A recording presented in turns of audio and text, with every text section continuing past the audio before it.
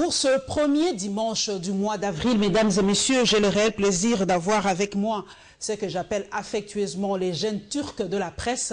Aujourd'hui, avec Edmond Izouba de Politico.cd RTVS1, nous allons décortiquer l'actualité de la semaine.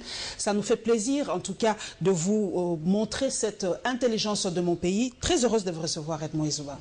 Merci à vous très chaleureusement à Paul Lalion et surtout à Congo Web qui nous a manqué depuis pratiquement 4 jours. Et j'ai également le même plaisir, je le partage, de venir contribuer à la construction de mon pays en termes d'idées, en termes d'opinion. Edmond Izouba, demain, on le sait, lundi, ça a été déclaré ville morte par l'opposition. Pour vous, cette stratégie porte encore, Edmond Izouba ? Vous savez, le peuple congolais est déjà habitué à ces genres de gymnastique quand ça ne va pas au pays. Vous allez voir une opposition hostile au pouvoir en place entamer des actions, je dirais des actions tout à fait légales pour essayer d'accéder à leurs revendications dans une certaine mesure. Mais tel que je suis là, je suis même capable, pour avoir été plusieurs fois sur terrain, de vous décorer ou carrément dessiner ce qui sera la situation de demain. Vous pouvez nous le dire un peu, parce que vous êtes le reporter, en tout cas, qui est sur le terrain. Et moi, je remercie toujours ceux qui sont sur le terrain, les jeunes reporters, Edmond Izouba, Stani Boujakera, Jeff Caleb, ils sont toujours sur le terrain. Pour vous, vous avez déjà... faites-nous la politique fiction. Qu'est-ce qui va se passer demain, ce lundi? Les matins, les enfants n'iront pas à l'école. Il y aura des bus qui vont s'entêter de sortir, mais à un moment, quand il n'y aura pas de clients, ils vont fermer la boutique. Et puis après, il n'y aura rien. À 14 h, un peu de mouvement. Donc, on a cette sorte d'une répétition à chaque fois. Pour moi, c'est bien beau. On pouvait bien appeler à des villes mortes, même à des marches pacifiques, mais savoir est-ce que cela pourra apporter la solution à ce que nous sommes en train de revendiquer ou à ce que l'opposition est en train de revendiquer. Mais aussi, vu les conditions actuelles où vous avez un président de la République complètement illégitime depuis le 19 mais décembre. Mais légal, selon notre constitution. Non, légal, parce que la Cour suprême, vous et nous sommes journalistes, la Cour constitutionnelle avait tranché, avait déjà donné l'interprétation de ce fameux article. Donc le président reste en fonction jusqu'à l'installation du nouveau président. Donc le président est là et il travaille. Moi, je pensais que vous allez me parler de l'accord politique de la Saint-Sylvestre, parce que c'est là où, au moins, les acteurs politiques se sont dit que le président de la République devrait rester en fonction. Parce que, mais l'accord n'est pas au-dessus de la Constitution, Edmond Izouba. Je le sais bien, mais il semble que la politique dirige la nation. C'est comme ça que les gens qui ont fait la science politique nous disent. Donc, comme la politique dirige la nation, les acteurs politiques se sont mis d'accord pour accoucher l'accord et essayer de stabiliser et accorder un cutus de fonctionnement et je dirais à des institutions à mandat électif. Donc j'étais en train de dire que face à un président qui est pratiquement illégitime, même aux Nations Unies, au Conseil de sécurité, cela a été reconnu. Donc cela ne vient pas de ma bouche, cela est le constat de tout le monde, voire même le constat de la Constitution. Alors j'étais en train de reprocher plutôt les actions de l'opposition, si vous m'aviez laissé le temps terminé. Donc ça ne portera pas de fruits selon vous? Je dis que ça peut porter des fruits, mais qui ne seront pas en réalité des fruits contraignants, obligeant l'interface à respecter ce qui est des revendications de l'opposition. Ce qu'il faut actuellement envisager, c'est des actions concertées pour aboutir à des solutions idoines. Parce que si vous allez me parler aujourd'hui de la ville morte, je vous dirais que c'est une action du rassemblement, mais qui n'est pas appréciée par une autre aile du rassemblement, qui n'est pas appréciée par d'autres franges importantes de l'opposition politique, notamment le MLC et l'UNC. Il ne faut pas les ignorer. Ils sont contre la ville morte? Ils n'ont pas donné leur cutis, ils n'ont pas fait de message pour encourager cela, et ils ne sont pas non plus membres du rassemblement. Donc, des actions visant à affaiblir la capacité d'agir de l'opposition pendant cette période renforceraient les arguments du régime en place et pourquoi pas ça pourra même prolonger le pouvoir du président de la République. Mais vous avez parlé de l'UNC, le président de l'UNC, Vital Kamerhe, est à Kikwit, ma ville, pour, en tout cas, je crois, déjà battre campagne, une pré-campagne aujourd'hui. Et on a l'impression, Edmond Izouba, que l'opposition est en retard. Et aujourd'hui est en train de rattraper ce retard. Et Vital Kamerhe est allé, on l'a vu. Est-ce que pour vous, la pré-campagne a déjà commencé ou on doit maintenant, comme les accords piétinent, on doit mettre le cap, les élections, alors tout le monde sur le terrain pour faire cette pré-campagne? Moi, je me dis toujours, le langage politique, il faut savoir comment les décortiquer et bien les comprendre pour saisir les moments et voir même les circonstances. Actuellement, vous avez une CENI qui vous dit clairement que je n'ai plus le temps à perdre. Pour moi, les élections à tout prix. Donc, il a reçu le moyen. Dernièrement, nous étions à l'aéroport avec le président de la CENI pour réceptionner le tout dernier lot des kits électoraux pour achever ou carrément parachever les opérations d'enrôlement dans 13 autres provinces, la ville de Kinshasa y comprise, mais aussi la diaspora. Donc cela voudrait dire qu'il y a une sorte de détermination pour la CENI, la centrale électorale, organe habilité à organiser les élections. Il ne faut pas se voiler la face. Donc les acteurs politiques qui aujourd'hui arrivent à décortiquer ces langages comprennent facilement qu'il faut aller se faire enrôler. Vous avez Vital Kamerhe qui a son fief électoral pratiquement à Walungu, au sud Kivu. C'est tout à fait normal qu'il mobilise la population et qu'il part se faire enrôler, mais aussi tout ce que...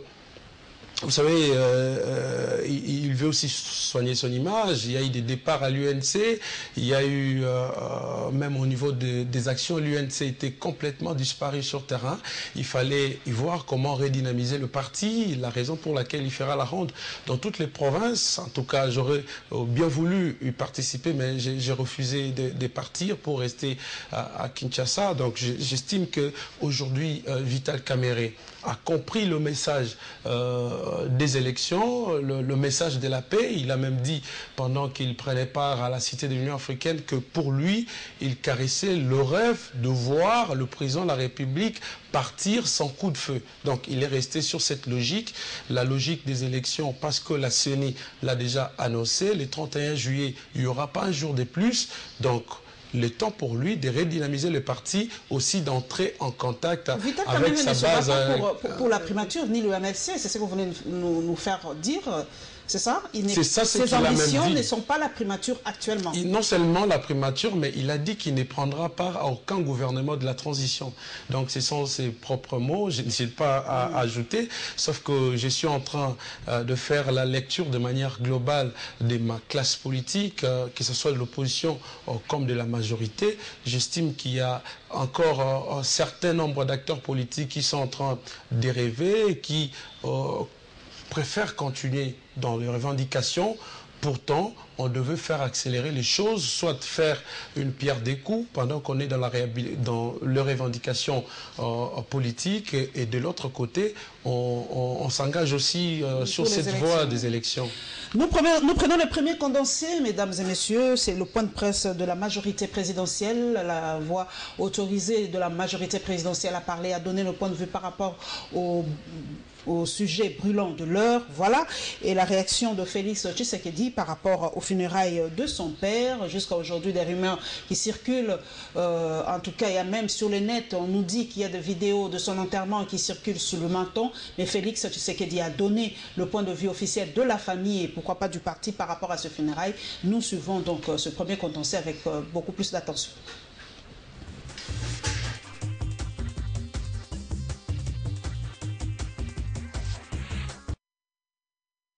La majorité présidentielle a, non sans surprise et déception, pris connaissance de l'étrange communiqué du Rassemblement mettant en cause injustement la bonne foi du président Joseph Kabila Kabange dans la normalisation du processus électoral.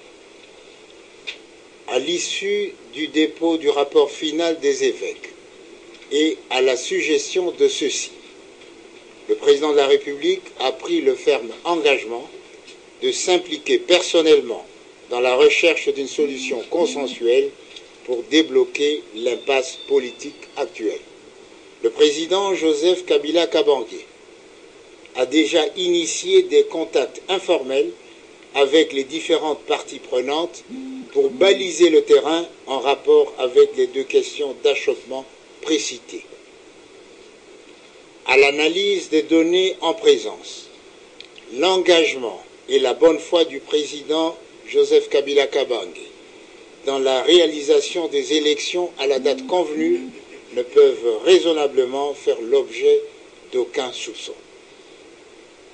Cependant, la majorité présidentielle attire l'attention de la population à plus de vigilance sur le fait que les incidents provoqués à dessein dans la ville de Kinshasa, afin de créer l'impression d'une situation pré-insurrectionnelle, participent du dessein du rassemblement de mettre à exécution son projet initial de semer le chaos afin de prendre le pouvoir par la pression de la rue.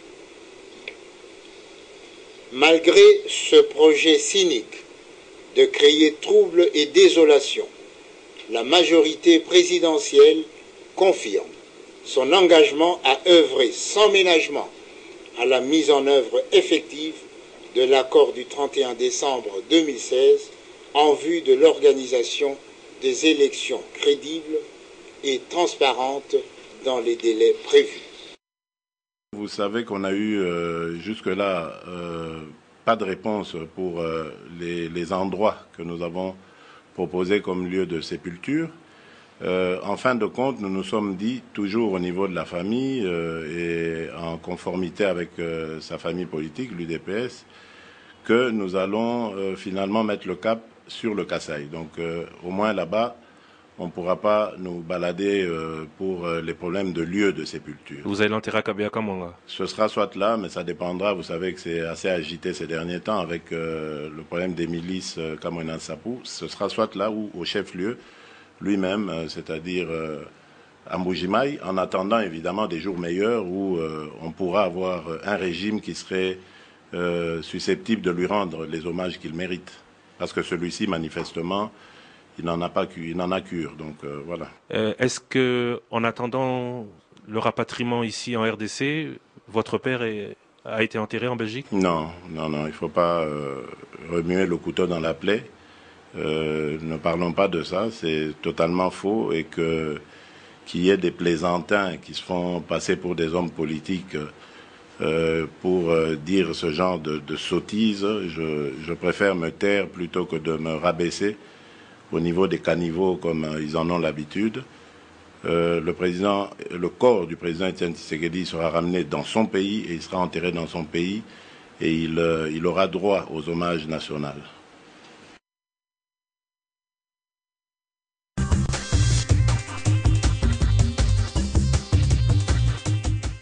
Edmond Izouba, c'était Félix Tshisekedi dans l'émission Top Press animée par Christian Loussakweno. Donc nous avons suivi la réponse à cette question cruciale qui a été posée, c'est l'inhumation de Étienne Tshisekedi. Pour vous aussi, Étienne Tshisekedi peut être enterré chez lui dans le Kasaï, précisément à Mbujimaï ou soit à Kabila Kamanga pour éviter un peu qu'il soit enterré à Bruxelles. Pour moi, Étienne Tshisekedi pourra être enterré partout, à n'importe quel endroit où c'est capable de l'enterrer. C'est possible d'ailleurs de l'enterrer.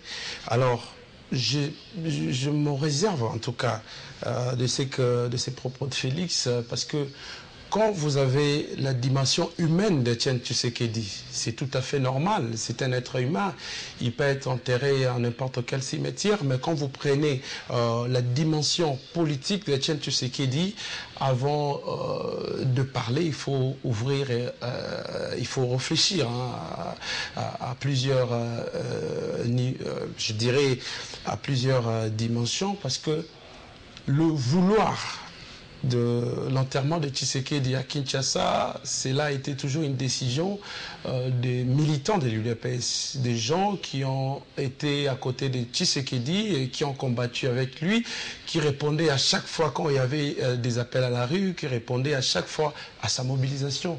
Donc, aussi longtemps que ses militants, je dirais même ses siens, ont voulu à ce que Tshisekedi soit enterré à Kinshasa, il fallait pour moi poursuivre ces négociations avec les gouvernements jusqu'à obtenir l'enterrement de Tshisekedi à Kinshasa et faire le vouloir de la population congolaise. Tshisekedi qui a toujours fait son combat à Kinshasa, Tshisekedi qui a toujours été longtemps à Limité, je trouve que son enterrement à Kabea-Kamwanga aura peu de portée historique. À une relégation posthume pour vous? Bon oui, parce que vous savez, à chaque fois qu'on attendait que Tshisekedi à Kabea-Kamwanga, on pensait à soit la prison, soit à la relégation. Oui, à la relégation. Donc aujourd'hui, ramener son corps là-bas, oui, parce que Félix... il est le président du Rassemblement, il est son fils biologique, il prend de plus en plus le dessus de l'UDPS, mais aussi il faut savoir un élément important, c'est qu'il faut entrer en contact avec la base de l'UDPS. Si cela est la décision de la base, on le concède, mais si cela n'est pas la décision de la base, cela risquerait d'être un fruit de plusieurs discussions, je dirais même contestations internes au sein de l'UDPS. Moi j'ai suivi un moment quand on a décidé à ce que Tshisekedi soit enterré à Kinshasa, même l'accès à la permanence de l'UDPS était difficile pour Félix Tshisekedi d'y accéder. Donc aujourd'hui, l'enterrement de Tshisekedi ne dépend pas de sa famille biologique, ni au moins de son parti politique que de gens, de peuple congolais. De sa base, comme il disait lui-même, le peuple d'abord. Souverain, le peuple d'abord. Voilà, donc vous avez soulevé aussi un point crucial. Il y avait ce peuple-là n'écoutait qu'Étienne Tshisekedi. Quand Étienne Tshisekedi parlait, il soulevait la foule, c'était un harangueur magnifique, splendide. Quand il parlait, le peuple écoutait, il n'est plus là. Est-ce que la ville morte de ce lundi tiendra? Parce que qui peut haranguer encore cette foule? Qui peut succéder, selon vous, à voir cette fougue-là d'Étienne Tshisekedi aujourd'hui? Est-ce que ce peuple-là écoutera qui après Étienne Tshisekedi? Oui. Bon, je dis naturellement, pour le moment, le peuple est capable d'écouter Félix Tshisekedi parce que quand on voit Félix Tshisekedi, on se retrouve en lui. Mais aussi, il faudrait que Félix Tshisekedi se mette à sa place comme un acteur politique qui s'assume, qui veut vraiment suivre la voie de son père pour qu'il garde cette carrure, ce charisme qu'avait son père. Félix Tshisekedi n'est pas Étienne Tshisekedi. Oui, c'est ça le problème. Mais même si morphologiquement il ressemble à son père, mais ce n'est pas son père. Il ne faut pas demander à Félix d'être la copie conforme d'Étienne Tshisekedi. C'est impossible. Il peut profiter déjà de ce qu'il a, de cette aura qu'il a au sein de la foule, parce que aujourd'hui... Vous qui descendez là-bas, la foule écoute. Oui, actuellement il y a une certaine familiarité. Vous savez, Tshisekedi Félix était à tout moment à côté de son père, mais ça peut aussi prendre du temps. La construction de cette image, de cette idéologie, de ce charisme de Tshisekedi, ça peut prendre du temps, mais aussi je dis ceci, que Étienne Tshisekedi de son vivant, je crois que ceux qui l'ont compris, je dis même pas ceux qui ont été proches de lui, ceux qui l'ont compris à distance, je crois qu'ils ont adopté une certaine politique semblable à Étienne Tshisekedi et qu'aujourd'hui ils sont aussi capables d'haranguer la foule. Vous avez vu la marche... On a vu, je voulais en arriver, c'est Bruno Tshibala si je ne me trompe pas, il a aussi dit que lui veut aussi rendre un hommage digne à Étienne Tshisekedi. Ils sont nombreux. Étienne Tshisekedi a d'innombrables fils entre guillemets, mais c'est ça aujourd'hui. Quel est l'héritier valable aujourd'hui d'Étienne Tshisekedi? Parce que tout le monde se réclame aujourd'hui d'Étienne. Olenga Koy aussi se réclame d'Étienne Tshisekedi. Bruno Tshibala, Mavungu, ils sont nombreux se réclamant d'Étienne Tshisekedi. Alors quel est l'héritier? J'étais en train de dire que Félix Tshisekedi pour le moment bénéficie d'une certaine crédibilité au sein de l'opinion. Vu le visage de son père, vu qu'il reste encore à l'UDPS, il continue le combat de son père, mais il doit maintenant construire et incarner le combat de son père. Mais aussi, moi, je voudrais surtout pas réduire le combat ou les héritiers de l'UDPS, les héritiers d'Étienne Tshisekedi au sein de l'UDPS, mais il peut aussi avoir les héritiers de Tshisekedi dans un autre parti politique, il peut aussi avoir les héritiers de de Tshisekedi au sein de la majorité présidentielle, c'est question seulement de la prise de conscience. Je vous informe qu'il y a eu, je n'ai pas vous informé, vous avez informé l'opinion à un certain moment, quand il y a eu les manifestations des 19, 20, 21, en janvier 2015, il n'y avait pas Tshisekedi qui avait donné le temps pour que la population puisse sortir.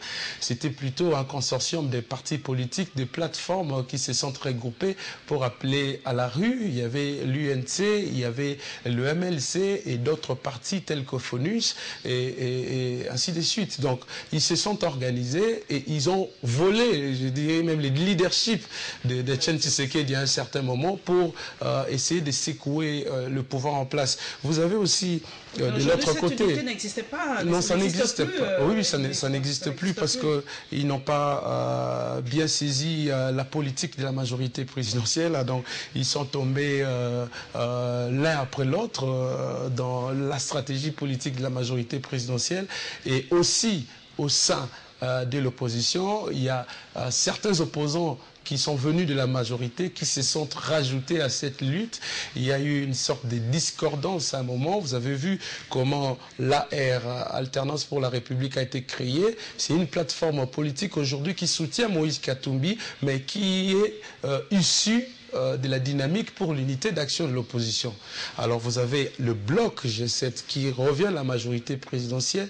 Du coup, il vous brandit le carton Katumbi. Donc, il faut l'admettre qu'il y a la présence imposante de Moïse Katumbi au sein de l'opposition, mais aussi la stratégie politique de la majorité présidentielle pour laisser l'opposition dans cette division. Nous y arrivons. D'ailleurs, vous avez suivi André Alain Toundou, qui a parlé de l'accusation injuste que profèrent les rassemblements par rapport à la bonne foi du président de la République pour le rassemblement.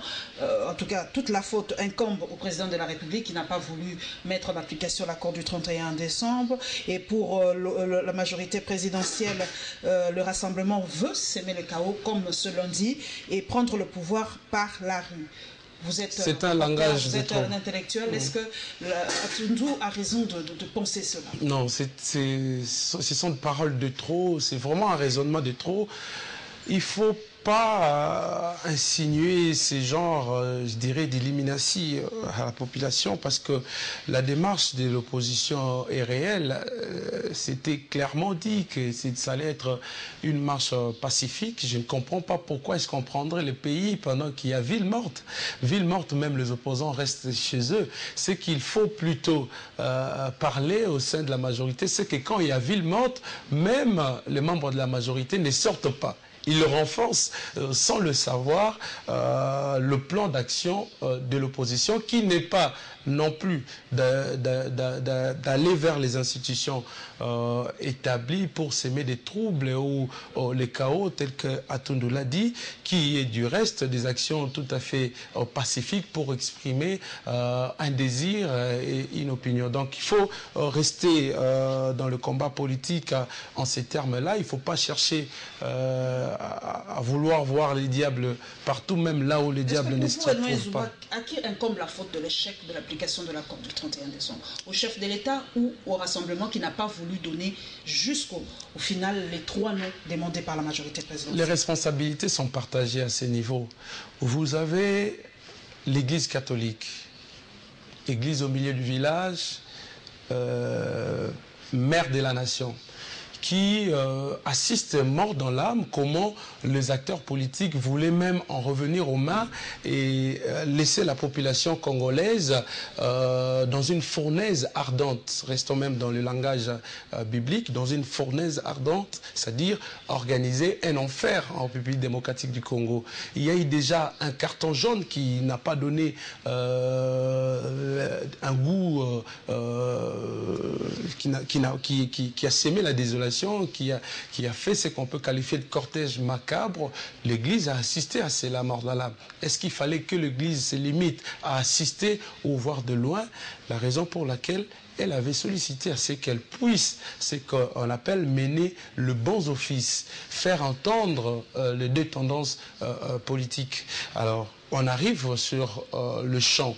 Vous avez les dialogues d'Edem Kodjo qui n'a pas pratiquement réuni toute la population congolaise parce que le rassemblement n'était pas là, le MLC y compris. Il fallait y penser à l'inclusivité et c'est également le chemin emprunté par le chef de l'État. Est-ce qu'aujourd'hui, il n'y a pas l'inclusivité au dialogue de la SENCO?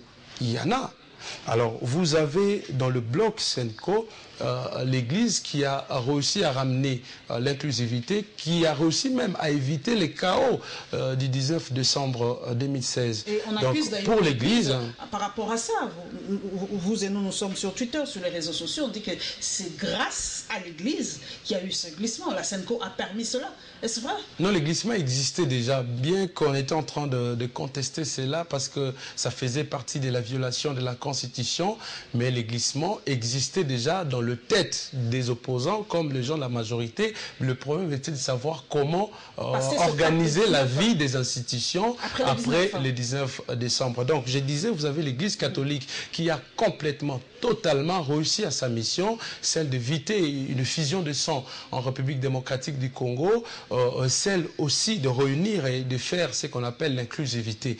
Il y en a eu. Mais quand vous signez l'accord du 31 décembre et qu'après vous dites à la population que vous avez signé sous réserve, cela voudrait dire quoi? Vous avez vu là où a commencé la mauvaise foi du côté de la majorité, parce que je reviendrai même de la mauvaise foi du côté du rassemblement. Il y en a partout. Donc, oui, les responsabilités sont partagées, évidemment. Donc, vous avez une majorité qui estime qu'elle avait signé sous réserve. Donc, même devant les évêques comme ça, la majorité ne sait pas respecter l'Église et la majorité n'en tient pas compte de la situation que traverse le pays. Donc, il fallait déjà dessiner le décor qui était déjà planté de l'échec par la majorité présidentielle pour qu'aujourd'hui, il continue de chanter par-ci, par-là, à travers les radios, dans le Twitter, que c'est le chef de l'Église catholique. Vous avez d'une part le rassemblement qui, par insistance, voudrait bien appliquer l'accord, mais malheureusement mal compris au sein de l'opinion, même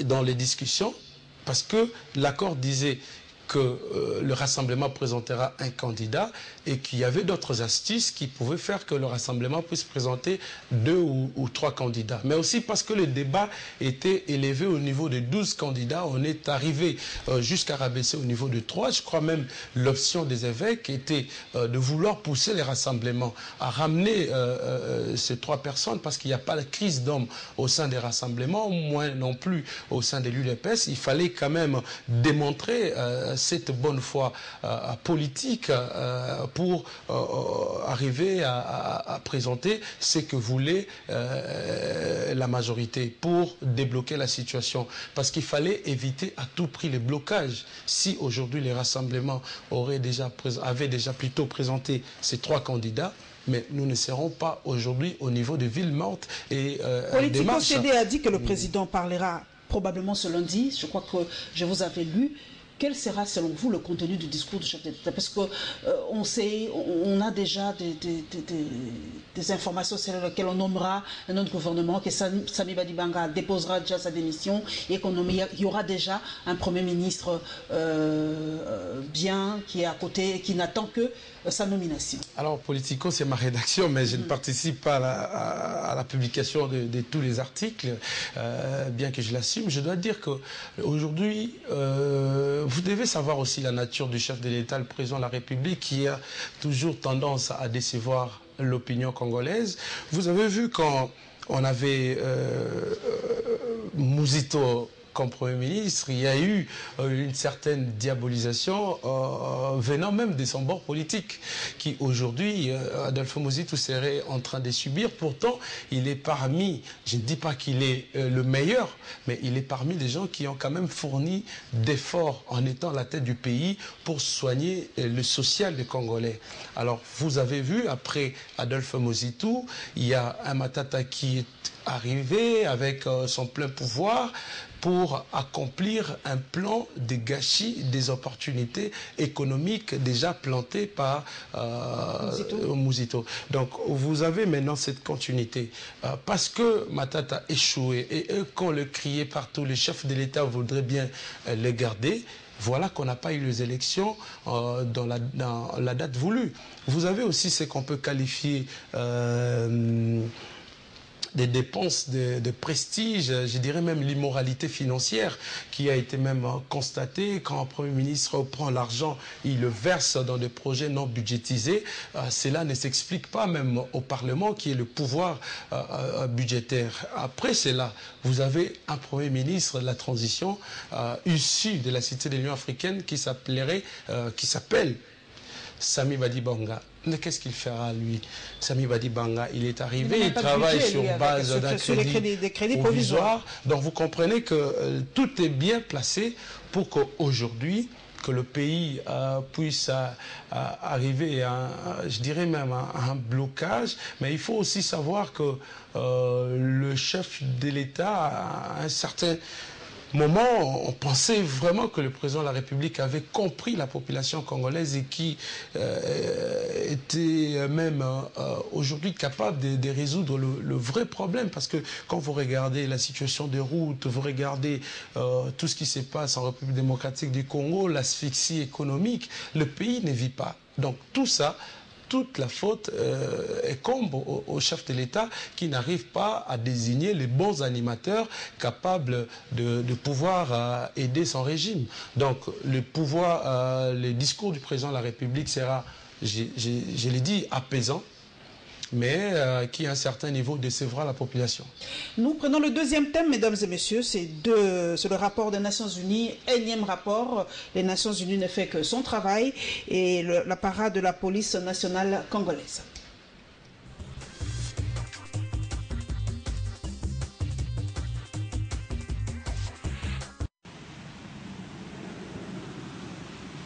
Cette session du Conseil de sécurité des Nations Unies a débuté par une minute de silence. Minute de silence en mémoire des 2 experts de l'ONU dont les corps ont été retrouvés dans le Kasaï central. Les membres du Conseil de sécurité des Nations Unies avaient presque déjà une idée de la résolution 2348 qu'ils ont fini par voter.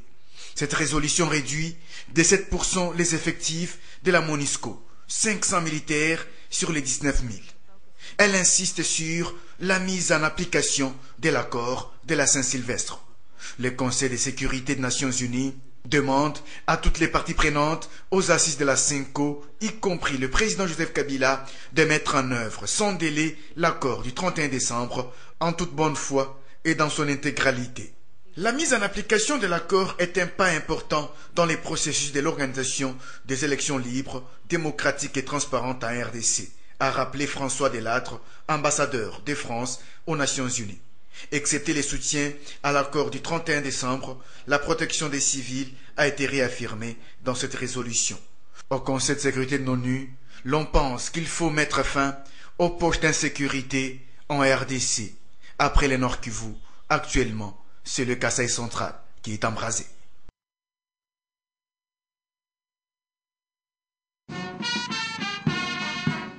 À la parade policière, l'on a aussi observé une minute de silence en mémoire des policiers morts au front dans le Kasaï central.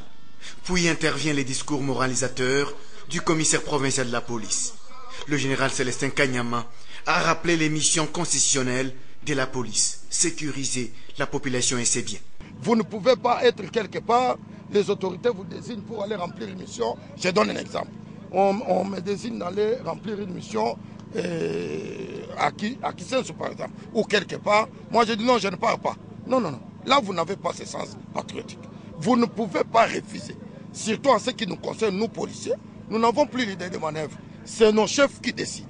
Au-delà de la sécurité, Kanyama a mis l'accent sur l'amour de la patrie. Nous n'avons que les Congos. Les Congos. Si vous cassez aujourd'hui les Congos, qu'est-ce qui va nous rester? Quelqu'un qui vous demande d'aller casser les biens publics, d'aller casser les biens des particuliers. Je crois que quand vous le faites, vous manquez ce sens-là patriotique. Alors que des manifestations publiques s'annoncent à travers la capitale, Célestin Kanyama met en garde contre l'incivisme. Il n'y a personne qui peut intimider l'État. Personne, personne. Personne ne peut intimider l'État. Il n'y a que l'État qui peut dissuader ceux qui commettent des infractions, ceux qui ne s'alignent pas derrière la loi. Il n'y a que l'État qui peut dissuader ces gens à ce qu'ils s'alignent.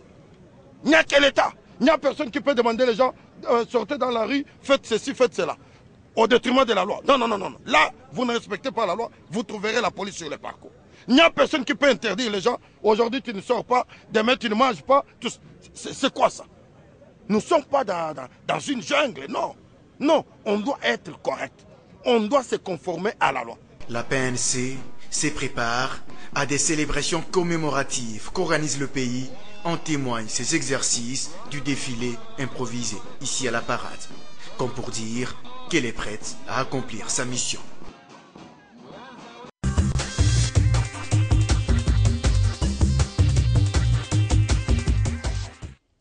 Merci à toi, Ambroise Mamba. Vous avez suivi ce qu'a dit Célestin Kanyama. Personne ne peut intimider l'État. L'État est là pour dissuader les fauteurs de troubles. Donc, nous prenons directement ce qui s'est passé au Kasaï central. Le rapport des Nations Unies a cité le Kasaï central. Vous êtes journaliste d'investigation de terrain. Edmond Izouba, qu'est-ce qui se passe au Kasaï, selon vous? Je dois dire honnêtement que je n'ai pas eu le temps ni le moyen de descendre là-bas au Kasaï. Je dirais même le centre de la République démocratique du Congo, parce que c'est maintenant l'Omami, ainsi de suite. Ça prend aussi d'autres provinces, même les Sankourou. Nous n'avons pas eu le moyen de descendre sur terrain pour faire le reportage, mais nous bénéficions d'un réseau important de correspondants qui, à chaque fois, nous informent de ce qui se passe à Kananga et un peu partout dans les environs, voire même dans les provinces environnantes. Donc la situation est de telle que on assiste chaque jour à des morts. Je ne sais pas s'il faut appeler ça des massacres, parce que le nombre quand même devient de plus en plus exorbitant. Tout ça. Fausses communes, vous avez même vu le massacre. Est-ce que ces images sont réelles? Parce que là, avec le net, on commence vraiment à se poser des questions. Est-ce que les images qu'on a vues, nous tous, sur le net, où on a massacré ces policiers, ces militaires, c'est réel?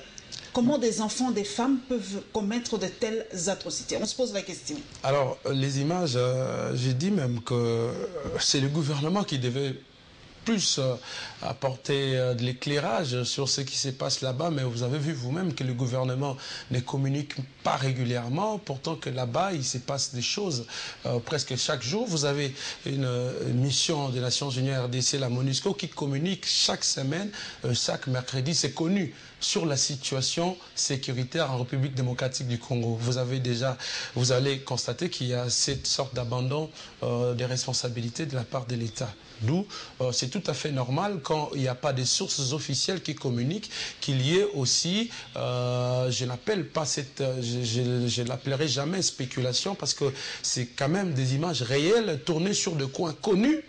Des images qui nous ont été envoyées par nos correspondants qui sont sur terrain. On ne peut pas aujourd'hui appeler ça facilement de spéculation, soit des rumeurs. Donc ce sont des choses réelles qui se passent au Kasaï, que le gouvernement jusqu'ici n'arrive pas à maîtriser. Vous avez vu à un moment, le Premier ministre a voulu descendre sur place à Kananga, mais il n'a pas atterri. Vous avez vu le premier... ministre de l'Intérieur, voilà. vice-premier ministre intérieur, ainsi de suite, qui est arrivé sur place. On pensait qu'il était porteur d'une solution idoine, mais juste derrière son dos, les crimes continuaient à se commettre.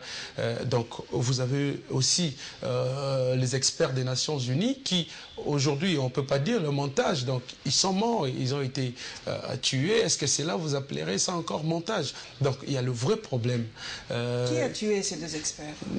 Bon, jusque-là, en tout cas, les enquêtes continuent d'être menées. Ça serait trop tôt aujourd'hui de se prononcer sur cette question. Même nous, les journalistes, nous sommes soumis à un devoir de réserve.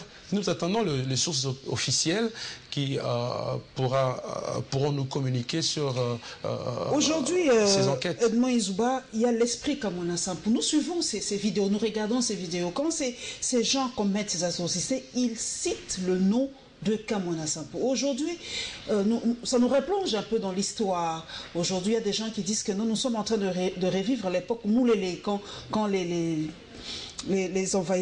terroristes entre guillemets de Moulélé prenaient des territoires au Congo de l'époque. Ils criaient aussi Moulélé Maï. Est-ce qu'aujourd'hui, ce phénomène-là, Moulélé Maï et Kamwina Sampou, sont parallèles, ont des points communs? Non, parce que les revendications ne sont pas de même. Ils ne peuvent pas avoir les mêmes orientations ou les mêmes méthodes d'application, parce que le pouvoir coutumier, c'est un pouvoir qui respecte un certain nombre de traditions. Donc, quand vous avez quelqu'un qui estime qu'il est dans une revendication légitime, parce que le pouvoir qui était à lui a été confié à quelqu'un d'autre, et que quand il était en train de les revendiquer, on l'a tiré dessus, donc il estime qu'il était mort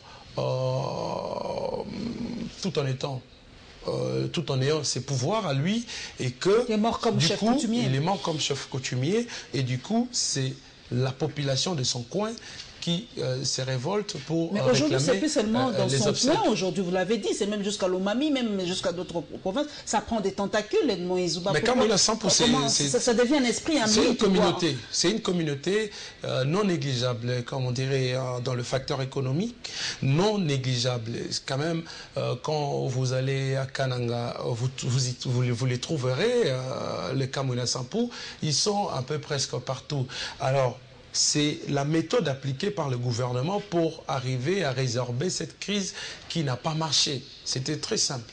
Pourtant, au départ, on pourrait même organiser les dialogues sociaux et arriver à se faire attendre et les réétablir dans ses droits. Donc aujourd'hui, maintenant, ça devient très difficile et incontrôlable. On ne sait pas si il serait encore dans les revendications des obsèques ou il changerait il y a des revendications. Une récupération politique. Tout à fait. Est-ce qu'il y a des politiques des ici à Kinshasa qui tirent les ficelles par rapport à Kinshasa comme à Kananga, il y a des officines politiques, parce que quand vous regardez tout ce que gardent comme des machettes qui les approvisionnent, selon vous posez la question, savoir qui le motive ou qui les finance. Donc il y a aussi une sorte de délocalisation de foyers de tension. À l'époque, c'était à Béni. Il y a pratiquement le même méthode. Quand on a des machettes, c'est pour couper les membres supérieurs et inférieurs, couper les articulations, ainsi de suite. Donc, la population vit dans une sorte d'atrocité permanente qui, aujourd'hui, empêche le bon fonctionnement des activités économiques. D'où les gouvernements doivent pousser des réflexions pour arriver à résorber la crise. Mais moi, je voyais aussi, pour ne pas trop personnaliser ces débats sur Kamwina Sampou, que si je réfléchissais silencieusement, si aujourd'hui on nommait Félix Tshisekedi comme Premier ministre, ça pourrait jouer. Non, ça pourrait jouer sur ces adeptes de Kamwina Sampou. Ça pourrait aussi ouvrir une porte d'opportunité à faciliter ces dialogues sociaux, parce que vous avez Félix Tshisekedi qui est aujourd'hui fortement aimé dans le Kasaï, vraiment dans le village Kasaï. Félix Tshisekedi s'y reconnaît, mais aussi parce que c'est un descendant de d'Étienne Tshisekedi qu'on pourra avoir aussi facilement beaucoup de goût, je dirais même, beaucoup d'appétit de l'écouter. Donc, si on pourrait jouer avec carte Félix, pour moi, ça pourrait arriver à résoudre, je ne dis pas à 100%, peut-être à 60 ou à 70%, et le reste des pourcentages, on organise le dialogue social et pour l'éteindre directement. Nous réfléchissons quand même, nous sommes des intellectuels, Edmond Izouba. Est-ce qu'on arriverait à la sécession du Kasaï? On arriverait jusque-là, aujourd'hui? Si on ne parvient pas à éteindre ce feu, est-ce qu'il y aura sécession du Kasaï? Non, mais moi, je ne vois même pas sécession du Kasaï, parce qu'ils sont en train d'avancer. Ils ne restent plus dans le Kasaï. Ils avancent. À un moment, on attendait qu'ils étaient proches de Maïdombe, prêts à entrer même dans l'ex-province de Bandundu pour arriver à Kinshasa. Donc, dire que c'est limiter leur combat aujourd'hui au niveau de Kasaï ou carrément arriver à établir une sécession comme si les autorités locales n'existaient pas, cela serait... je ne l'encouragerais pas tout en étant congolais, mais ce que je pourrais encourager pour l'instant, c'est faciliter ce dialogue social qui pourra aboutir à un climat de paix entre la population Sur le net, Edmond kassaïenne. Izouba, nous voyons tous « je suis Kasaï »,« je suis Kananga » et tout ça. Et vous avez parlé du déficit communicationnel de notre gouvernement par rapport à ça. Est-ce que cette mobilisation sur le net a son impact, selon vous, de parler de ce qui se passe au Kasaï? Nous sommes dans une situation où on ne pouvait même pas tolérer un seul mort, bien que nous le disons pendant qu'il y a plusieurs morts. Alors, il faut comprendre le peuple congolais qui a tant souffert à ces problèmes. Vous avez 6 millions de morts. 6 millions de morts. Vous avez connu à l'époque plus de 5 pays qui se battaient en République démocratique du Congo. Vous avez l'Est du pays, le cortège macabre, tout ce que nous avons connu. Vous avez ainsi de suite. Donc, c'est comme si on était en train de distribuer des foyers de tension où que le Congo était devenu directement le fief de l'insécurité de l'Afrique centrale. Donc il faut appliquer ce qu'on appelle la politique de la sécurité, surveiller fortement les frontières de la République démocratique du Congo, parce qu'il peut y avoir aujourd'hui des morts au Kasaï et que l'attention de toute la population est tournée vers Kasaï, mais on ne sait pas ce qui se passe présentement. Il y aura pour vous, il y aura probabilité d'autres foyers de tension à l'Équateur, d'autres foyers de tension. Non, je ne suis pas en train de prévenir des foyers de tension, mais je suis en train ici de dénoncer la mauvaise cohabitation de nos pays frontaliers qui nous entourent, qui aussi quelque part profitent de nos richesses naturelles, parce que c'est ça le vrai combat.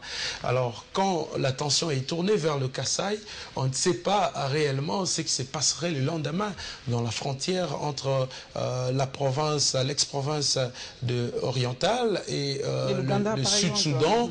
Vous avez le Sud Kivu, le Nord Kivu voisin. On ne sait pas qu'est-ce qui se passerait le lendemain ou ce qui se passe effectivement en ces moments. Donc, pour moi, il faut avoir une bonne politique de la sécurité du pays pour savoir surveiller les frontières et appliquer chaque remède à chaque problème. Donc, il ne faut pas anticiper et voir les diables partout, mais il faut plutôt fournir des études, je dirais, capables. Donc, mener les études profondes pour arriver à résoudre le vrai problème. Parce que le problème des Kamwina Nsapu semble échapper dès le départ au gouvernement. Les prémices appliquées étaient mauvaises. D'où, aujourd'hui, nous continuons à vivre sa persistance même sur les terrains d'action, ainsi de suite. Donc, le gouvernement doit changer de méthode d'agir quand il s'agit de sa population que quand il s'agit des ennemis. Voilà, nous allons terminer, mesdames et messieurs, par la réflexion de femmes vivant avec handicap. C'était le mois de la femme, nous l'avons clôturé et nous revenons à la CENI par rapport au Centre d'information électorale.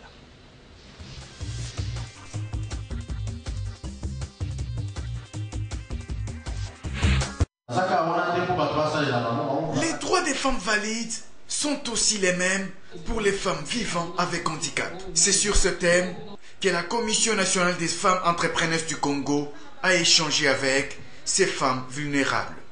Ces dernières ont été conscientisées sur l'autonomisation de la femme, car nombreuses d'entre elles se sentent marginalisées et d'autres se sous-estiment, a déclaré Charlotte Moukeri, membre de la Commission nationale des femmes entrepreneuses du Congo. On a voulu les sensibiliser, leur montrer que voilà, elles ne doivent pas les rester à l'écart, elles doivent s'intégrer dans la société et ne pas regarder leur handicap, mais amener leur petite pierre pour l'édifice du développement de notre grand pays. Elle est capable aussi de contribuer au développement de notre pays. Elle peut s'autonomiser intégralement, financièrement, socialement. Elle peut briguer à de responsabilités au niveau de la gestion de la chose publique, donc on ne peut pas rester à l'écart. Le message a été capté 5 sur 5 par les participantes qui ont dit leur satisfaction. J'ai retenu que la femme vivant avec handicap, c'est une femme à part entière comme la femme normale. Elle a le droit qui sont égaux aux droits de femmes valides, comme on le dit. La femme vivant avec handicap doit se prendre en charge.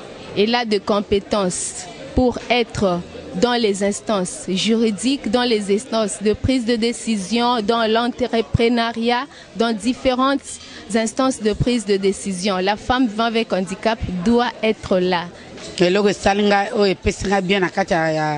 Journal lelo complexe balongolinga ya handicap na ngai ba considération ba considérer nga ke oui na zape mutu na kacha bato ko luka musala na ko bota na ko bala donc na za mutu na kacha bato. Des scènes de théâtre sur les difficultés qu'elles rencontrent au sein de la société ont clôturé cette journée.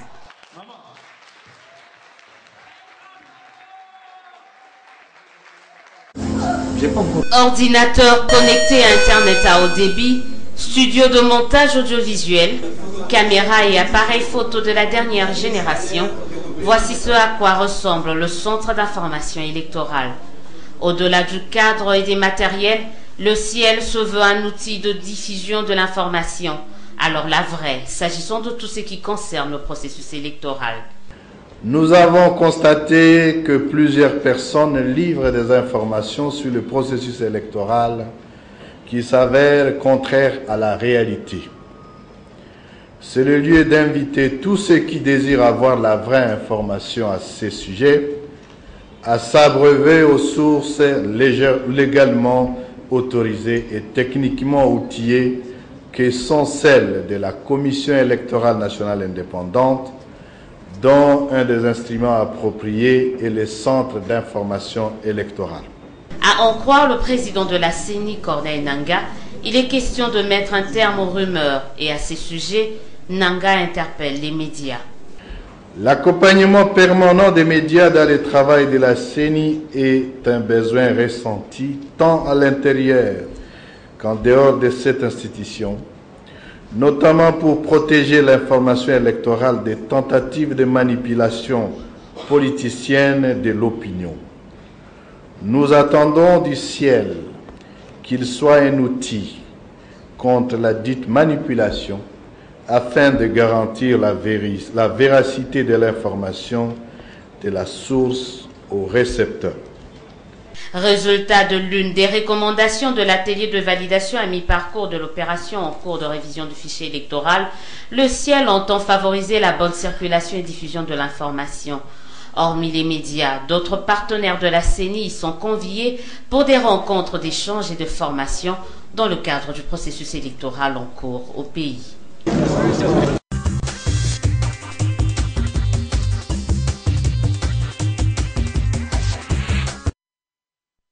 Edmond Izouba, au moins à la CENI, vous aurez les vraies informations. Cette fois-ci, plus de rumeurs, plus de spéculations. Le centre est là pour nous donner la vraie information. Oui, mais parce que il faut savoir que les vraies informations, tout comme les mauvaises informations, sont l'œuvre, je dirais même, de certains membres de la CENI, parce qu'à un moment, nous avons remarqué qu'il y avait pas un très bon entendement au départ, quand il y avait, je ne parle pas surtout de cette CENI, bien avant, c'est là quand il y a eu cette association de la majorité de l'opposition qui devait se cohabiter autour de membres de la société civile. Il y a eu des gens qui livraient les informations. Rassurez-vous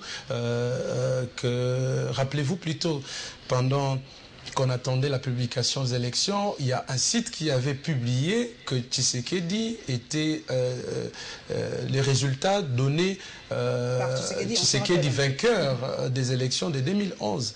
Donc la fuite est venue de la CENI, ce n'est pas des journalistes. Donc aujourd'hui, moi je préférerais qu'il y ait des bonnes informations pour construire cette société, mais aussi la structure, le ciel ne doit pas exister que de nom. ça doit vraiment fonctionner correctement avec tous les moyens possibles. Donc, quand vous mettez une structure, vous devez savoir comment assurer également son accompagnement. J'estime que cette structure est composée de journalistes qui traitent bien les matières électorales, qui sont aussi bien formés dans des écoles électorales. Donc, il faut leur donner des moyens conséquents afin qu'ils puissent régulièrement communiquer d'abord le média et communiquer aussi la population. Vous avez parlé de la sécurité ou de la sécurisation de ce processus. Nous pouvons revenir à ce qui va se passer ce lundi. Nous revenons au général Kanyama. Pour vous, la police doit aussi sécuriser les élections. C'est aussi son rôle de sécuriser les élections. Même pas la police, mais l'État congolais. Quand vous avez appris qu'à l'est du pays, il y a eu des vols de kits, même certains actes de vandalisme. Les milices sont entrées dans un centre d'enrôlement pour voler les kits électoraux, ainsi de suite. Mais heureusement que les matériels électoraux actuellement détient ce qu'on appelle les GPS. Donc quand c'est volé, on sait même les situer là où ça se trouve, à moins que vous l'utilisez, vous prenez la machine pour une utilisation abusive autre que les opérations électorales. D'où la police doit être là présente, mais aussi elle ne doit pas seulement se limiter à sécuriser les machines. La police doit sécuriser d'abord la population. Je venais suivre tout à l'heure, des biens, des personnes, ainsi de suite, des biens, les kits électoraux, les personnes aussi. Je venais de suivre tout à l'heure le commissaire provincial, mais j'étais pratiquement écœuré. J'ai dit, il fait de la politique ou il est vraiment un policier. Est-ce que ce genre de langage devait être dit par un policier? Il dit non, ça ce sont des menaces. On ne peut pas aujourd'hui menacer la population à sortir dans la rue parce que c'est son droit. Vous ne pouvez pas l'éprouver, c'est même constitutionnel. Combien de fois on doit rappeler cela à ce pouvoir? Le général Kanyama a plutôt dit que les politiques ne peuvent pas empêcher les gens de sortir ou vaquer à leurs occupations. Non, c'est pas leur rôle, c'est pas le rôle du politique. Non, c'est-à-dire la politique, c'est quoi? Au soit les politiciens n'ont pas interdit aux gens de sortir. Ils ont fait ce qu'on appelle une action politique. Ils ont lancé un mot d'ordre. Ça s'est fait partout. Ce n'est pas une invention des politiciens congolais. Un jour, la majorité fera l'opposition, elle pourra faire la même chose. Donc, cela ne relève pas du pouvoir de la police, d'entrer même dans des actions politique. Donc cela établit une certaine coloration même de cette police ou carrément de l'individu Kanyama. Donc ce n'est pas à lui d'interdire les actions politiques, mais plutôt le rôle de la police de sécuriser la population. Quand il y a marche aussi. Oui, quand il y a marche, quand il y a même des actions de ville morte. Comme c'est la ville morte, la police doit prendre ses dispositions. Comme c'est la marche, la police doit prendre ses dispositions pour contenir la foule. Nous allons terminer par cet élément de la femme vivant avec handicap. Pour vous, cette femme est réellement intégrée ou que faut-il faire en tout cas pour que son intégration soit complète, Edmond Izuba? C'est la femme elle-même qui doit prendre conscience. Moi, ça fait rire. À chaque fois quand il y a moi de la femme, on parle de renforcement des capacités. Donc, c'est depuis longtemps que j'ai commencé à entendre ces termes, et ça continue, renforcement des capacités, renforcement à tout moment. Quand il y a moins de la femme, le 8 mars, quand il y a le 1er mars jusqu'au 31, renforcement des capacités. Cela ne doit pas se limiter au niveau de renforcement des capacités. Les femmes doivent plutôt démontrer leur capacité sur le terrain, leur capacité d'agir. Aujourd'hui, vous avez face à un pouvoir qui n'accède à des revendications que par des mesures, des méthodes de pression. Alors, il faut appliquer la pression si vous voulez également être, comme j'ai entendu tout à l'heure, participer aux organes de prise de décision. Cela ne sera pas accordé sur un plateau d'argent. Donc, il faut démontrer en quoi est-ce que vous êtes capable et arriver facilement à obtenir ce que est de votre revendication. revendications. Donc j'encourage les femmes, en tout cas, d'agir en ce sens-là, parce qu'ils ont eu à renforcer leurs capacités. Nous devons maintenant voir leurs capacités sur terrain. Merci Edmond Izouba d'être passé à la barre. Merci d'avoir ouvert ce mois d'avril. Merci à toutes... C'est pas le poisson d'avril. Vraiment, donc... Aujourd'hui, c'est les deux. Merci donc à toute l'équipe technique. Merci à Maurice Gigandou, à Guy Lukoki et à Rassis Loubanzoulou. Merci en tout cas à Vlisco qui m'a habillé tout ce mois de mars. En tout cas, Vlisco a habillé les femmes. Merci beaucoup en tout cas parce que pour nous, Vlisco nous a accompagnés parce que nous l'avons dit, à part être belle et intelligente, nous devons être habillés et bien habillés. Et ben voilà, Vlisco s'est occupé de nous ce mois-ci. Merci donc à celle qui m'a habillé encore ce mois-ci, à Marcia Création, à celui qui m'a coiffé, à Igor Coiffure. Et merci en tout cas à tous mes followers sur les réseaux sociaux. Edmond Izouba en fait partie. Merci encore en tout cas à tous les téléspectateurs et à toutes les téléspectatrices de Congo Web Télévision. Et merci pour votre fidélité. Et bon début de semaine à tous les journalistes de la structure Presse pour le Progrès. Nous nous retrouvons, mesdames et messieurs, le dimanche prochain avec le même plaisir.